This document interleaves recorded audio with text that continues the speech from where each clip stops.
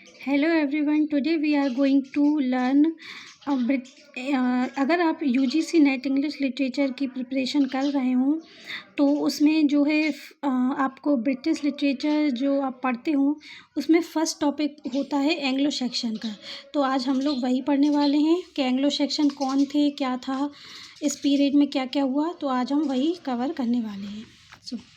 First हम start करेंगे Anglo Saxon से। So Anglo Saxon were the people, ऐसे लोग थे वो जो कि लिविंग रहते थे ओल्ड ब्रिटेन में, जिसको ग्रेट ब्रिटेन भी बोलते हैं। ये वो ट्राइब्स थी,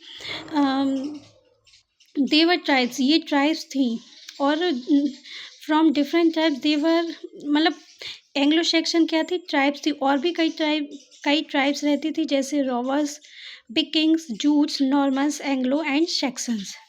They would have regular fight in between, regular scuffle, and their history is not important. इनकी हिस्ट्री इतनी इम्पोर्टेंट नहीं है। सो एंग्लो सेक्शन का अगर पीरियड हम बोलें तो वो माना जाता है 450 to 1340 में, एंड एक्यूरेट अगर इसकी स्टडी की बात करें तो वो 450 to 1066 तक जो है डीसी तक मानी जाती है। अगर आपके में आएगा इंग्लिश सेक्शन का पीरियड पूछें तो आप यही वाला जो एक्यूरेट स्टडी वाला यही टिक कर आना। फिर जो इन 1066 में क्या हुआ, नॉर्मन जो है अटैक कर देते इंग्लैंड पर और इंग्लैंड पर जो है कंक्यूड यानी कब्जा कर लेते हैं। New generation and new race, तो वहाँ पर जो है तो इंट्रोड्यूस होती है एक न्यू जनरेशन, न्यू रेस जो कि नॉर्मन रेस कहलाती है। मतलब क्या होता है कि नॉर्मन आते हैं, अटैक कर देते हैं इंग्लैंड पर, जिससे एक न्यू रेस जो है इंट्रोड्यूस की जाती है जो कि होती है नॉर्मन रेस। और फिर आफ्टर 1066 to 1340 के जो टाइमिंग होती है उसको हम एंग्लो नॉर्मन कहते हैं।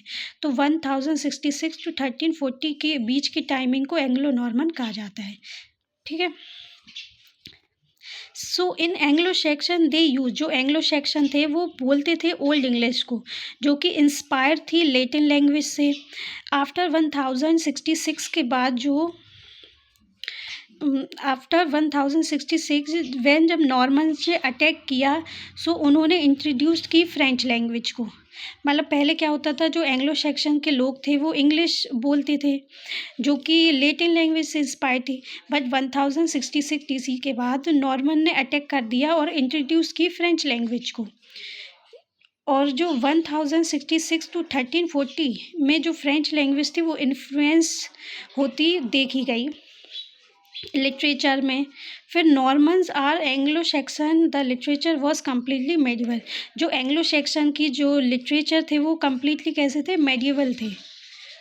और इसमें जो लोग थे वो क्या थे, उनका ब्लाइंड फेथ था, बिलीविंग इन गॉड, डीमोन्स, डेविल्स, फेटल्स, इन सब में मतलब वो अंधविश्वास करते थे।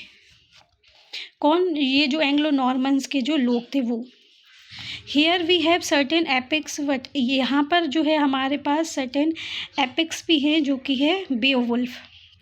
अगर इस टाइम पीरियड जो एंग्लो सेक्शन है इस टाइम पीरियड की बात करें तो एक कुछ हमारे पास एपिक्स, कुछ नहीं, एक ही एपिक इसमें माना जाता है जो कि बेओवुल्फ जो हमारे पास था उस टाइम का फेमस वर्क था।